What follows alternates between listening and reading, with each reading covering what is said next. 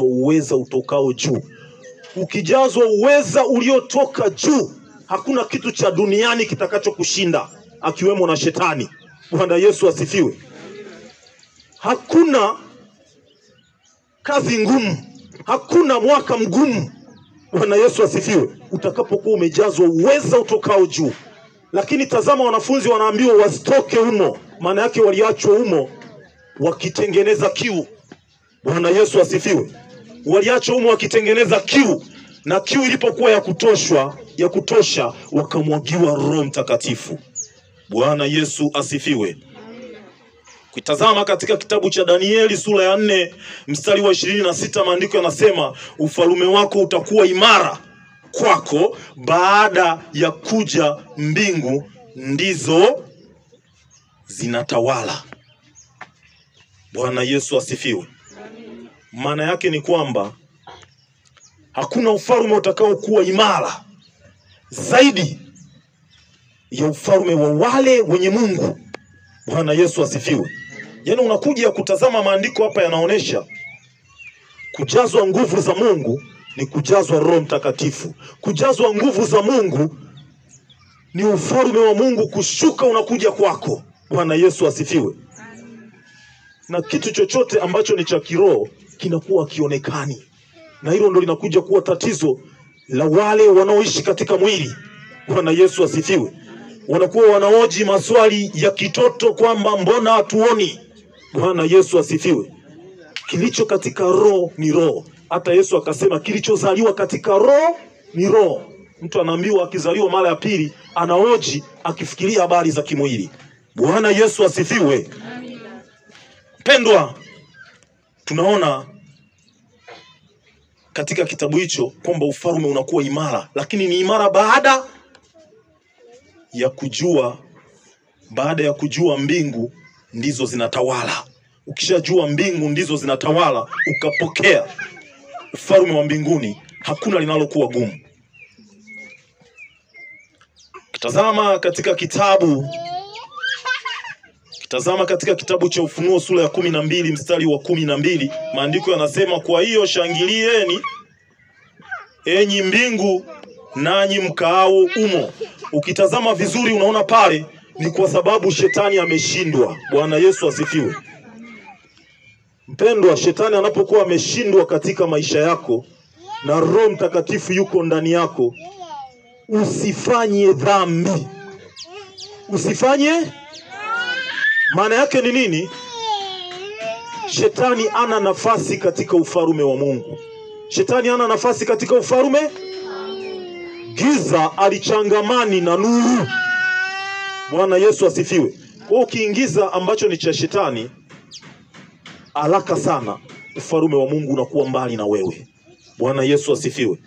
Zamani hizo Adamu alipokuwa hajatenda dhambi, hajafanya anguko kuu, kilichokuwa kinatokea ni kwamba alikuwa anaongea na Mungu. Mungu alikuwa karibu naye. Bwana Yesu asifiwe. Maana yake neno la Mungu linapokuwa limejaa ndani yako, unapokuwa ukifanya matendo matakatifu, unatembea katika ufalme wa Mungu. Shetani anakuwa mbali. Kwa hiyo nipende kukuambia kwamba maandiko yametuambia kwamba mpingeni shetani atawakimbia. Bwana Yesu asifiwe. Tunahitaji kumfukuza shetani na kumuita Roho Mtakatifu kupitia maombi. Bwana Yesu asifiwe. Tunahitaji kumpinga shetani, na ndio maana nikakwambia hata kama utaomba ombi moja la kupinga ila za shetani ndani yako, na kuhitaji Roho Mtakatifu awe mwingi ndani yako. Bwana Yesu asifiwe.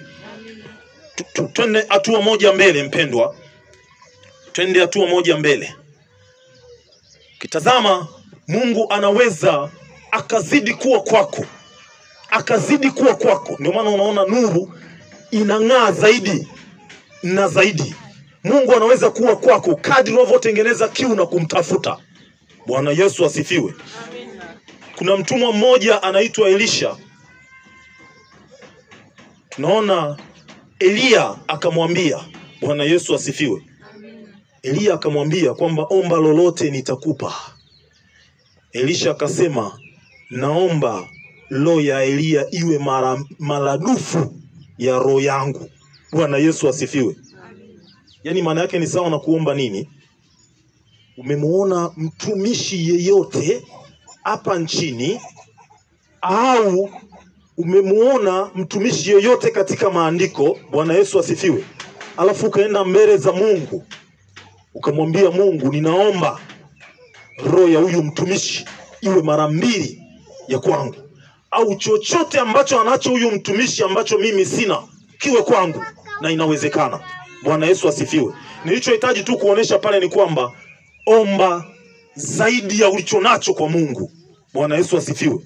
Usilizike na ulichonacho na wakati unaona matokeo ni madogo. Mungu sio wa vitu vidogo. Bwana Yesu asifiwe. Leo hii Mungu amekuwa ni wa vitu vidogo. Hata chochote kikionekana kikubwa inaonekana ni shetani amefanya. Hapana, Mungu sio wa namna hiyo. Bwana Yesu asifiwe. Amen. Naomba asubuhi ya leo uombe Mungu akuzidishie. Na ndio maana tunasema ujazo wa Roho Mtakatifu. Kitu kilichojazwa unaelewa kilivyo, isiwe pungufu zaidi na zaidi. Na huo ujazo unakuja kadri unavyokula neno. Huo ujazo unakuja moja kwa moja, wala sio wa kutafuta, wala utumii nguvu. Bwana Yesu asifiwe. Kadri unavyoomba ujazo unakuja bila kutumia nguvu. Bwana Yesu asifiwe. Maana yake ukishakuwa katika hizi kanuni, ujazo unakuja moja kwa moja. Ukitengeneza kiu, ujazo unakuja moja kwa moja, sio wa kutafuta. Bwana Yesu asifiwe. Basi nilihitaji pia kusema kitu kimoja kwamba tunapokuwa tunaomba nguvu za kiroho, tupate kutambua kwamba ni mbingu inakushukia. Bwana Yesu asifiwe. Ni mamlaka ya kimbingu inakushukia. Kama ulivyosoma na kuona jinsi mbingu ilivyo na mamlaka makuu, ni kwamba hiyo mamlaka yanakushukia. Bwana Yesu asifiwe. Kisoma maandiko unagundua kuna mbingu ambayo ni ya muda na mbingu ambayo ni ya milele. Kisoma maandiko hivyo vitu unaviona vinajidhihirisha. Ile mbingu ya muda, hapa naomba tuwe makini sana. Huwa inafikia wakati mara nyingi tumekuwa na maombi ya kutegemea kumuona Mungu siku ya mwisho. Ni kweli kabisa. Bwana Yesu asifiwe. Lakini amini na kuambia, Mungu unaanza kumuona pale ambapo unakuwa umeokoka kwa siku ya kwanza na kutengeneza shauku. Bwana Yesu asifiwe. Ufalme wa Mungu ni wa milele. Hauna mwanzo wala mwisho. Bwana Yesu asifiwe. Tazama katika kitabu cha Luka mtakatifu sura ya 11 mstari wa 20. Lakini ikiwa mimi natoa pepo kwa kidole cha Mungu, basi ufalme wa Mungu umekwisha kujilia. Bwana Yesu asifiwe. Yaani pindi unapoona umefanya jambo ambalo ni la kiungu, ujue ufalme wa Mungu tayari umefanya nini? Umeshashuka. Bwana Yesu asifiwe. Lakini ukiangalia katika Ufunuo sura ya 21 mstari wa 1 hadi wa 4, utaona kisha nikaona mbingu mpya na nchi mpya. Utagundua kwamba hiyo ndio nchi tunayoitazamia na mbingu tunayoifanya nini? Tunayoitazamia. Hiyo ni ya milele. Maana yake hii inayoshuka kwa mfumo huu inakuwa imetoweka. Bwana Yesu asifiwe. Lakini ukisoma katika Luka sura ya 17 mstari wa 21 utaona ufalme wa Mungu umo ndani yenu. Ufalme wa Mungu umo ndani. Tunapoongea habari za Roho Mtakatifu kuwa ndani yetu, maana yake huo ni ufalme wa Mungu uko ndani yetu. Roho Mtakatifu tunaona katika Utatu Mtakatifu ni Mungu. Sasa Mungu yuko ndani yako, afu ufalme wake ameuacha wapi? Bwana Yesu asifiwe. Ufalme tayari unakuwa umeshuka. Na ufalme ukiwa umeshuka, kwa imani ukisema lolote linakuwa. Na hicho ndicho alichokuwa anakifanya Kristo, na akahitaji tuijue hii siri, na ndio maana akasema nilichokifanya mimi na nyie mtakifanya na zaidi. Bwana Yesu asifiwe. Wana wa Israeli ambao ni taifa teule la Mungu, ambapo maandiko yanatuambia kwamba sisi pia tumekuwa wateule wa Mungu kupitia neema ya Kristo Yesu. Yaani na sisi pia tumekuwa Waisraeli kupitia neema ya Kristo Yesu. ila yeye alikuwa amechagua taifa lake Israeli. Bwana Yesu asifiwe. Wale watu walikuwa wakiingia katika mapigano. Bwana Yesu asifiwe. Wale watu waliahidiwa, kama leo wewe ulivyoahidiwa kwamba ukimpenda Mungu atakupa kile ambacho jicho halijawahi kuona, kile ambacho moyo wa mwanadamu haujawahi kuingiza. Bwana Yesu asifiwe. Wale watu waliahidiwa wao nchi ya ahadi, ila sisi tumeahidiwa kitu kikubwa zaidi hata ya nchi ya ahadi. Bwana Yesu asifiwe. Wale watu walipoahidiwa nchi ya ahadi, sio kwamba ile nchi walikuwa wanaenda wanaingia hakuna watu. Bwana Yesu asifiwe. Kule kulikuwa na watu, na wale waliokuwa wamwamini Mungu, kama Agano Jipya linavyosema, ambao Mungu aliwakatilia mbali, walipofika kwenye ile nchi wakasema hatuwezi kuichukua hiyo nchi. Musa, umetudanganya. Hiyo nchi ina majitu yenye nguvu, majitu. Sisi tunaonekana kama panzi mbele ya macho yao. Bwana Yesu asifiwe. Mungu aliposikia kile kitu akachukia. Akasema hawa watu watanidharau hata lini? Maana yake usipoamini ahadi za Mungu umemdharau Mungu. Tambua moja kwa moja umemchukiza Mungu. Bwana Yesu asifiwe. Unatakiwa kutubu mara moja ili hasira ya Mungu isije ikawaka juu yako. Bwana Yesu asifiwe. Mungu akasema, anasema hivi, hawa wataingia. Bwana Yesu asifiwe. Walitabika pale jangwani. Unakuambia umbali ambao walitembea miaka yote hiyo haukuwa umbali wa kutembea miaka yote hiyo, ila Mungu alikuwa na malengo yake, kuweza kuchuja wanaostahili kuingia na wasiostahili kuingia. Bwana Yesu asifiwe. Kile kizazi chote kilichotoka Misri, kilichokuwa kikiabudu sanamu, kikitumikia miungu, kiliteketea. Wakabakia watu wawili waliokuwa na roho ya kumwamini Mungu. Bwana Yesu asifiwe. Joshua na Caleb ndo waliingia. Wengine wote hawakuweza kuingia. Bwana Yesu asifiwe. Walipoingia kule, wakipambana wakapigwa, walikuwa wanarudi chini wanajiuliza tumekosea wapi? Bwana Yesu asifiwe.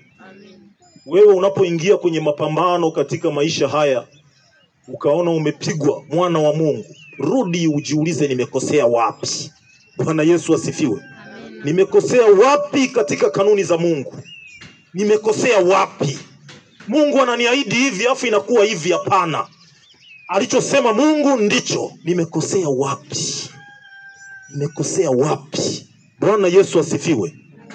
Wale watu walikuwa wakifanya vile, na walihakikisha hao waliokuwa wanaonekana ni majitu wanawashinda na wanachukua nchi ile. Bwana Yesu asifiwe. Maandiko yanaonesha kuna baadhi ya vimaeneo ambavyo hawakuvichukua, lakini Mungu akawaambia mnapaswa kuvichukua, vitawaletea shida baadaye. Bwana Yesu asifiwe.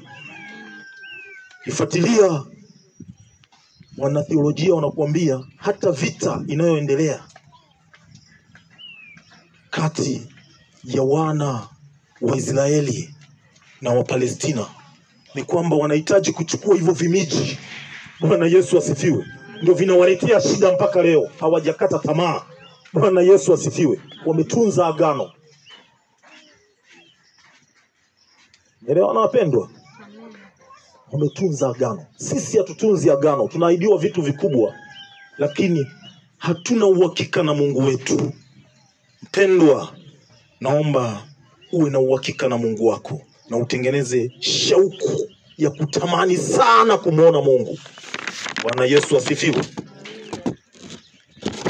Tuangalie katika kitabu cha Wathesalonike wa kwanza sura ya 4 mstari wa 13 hadi wa 17. Maandiko yanasema Yesu alikufa akafufuka, vivyo hivyo na hao waliolala katika Yesu Mungu atawaleta pamoja naye. Bwana Yesu asifiwe. Mstari wa 17 unasema kisha sisi tulio hai tuliosalia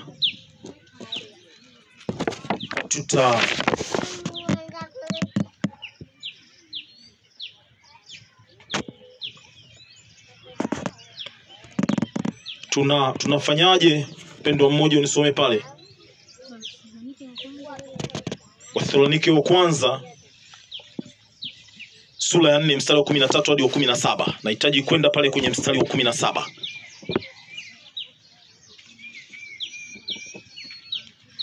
Kisha sisi tulio hai tuliosalia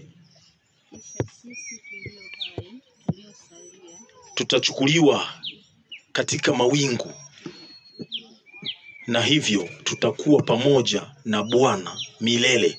Bwana Yesu asifiwe.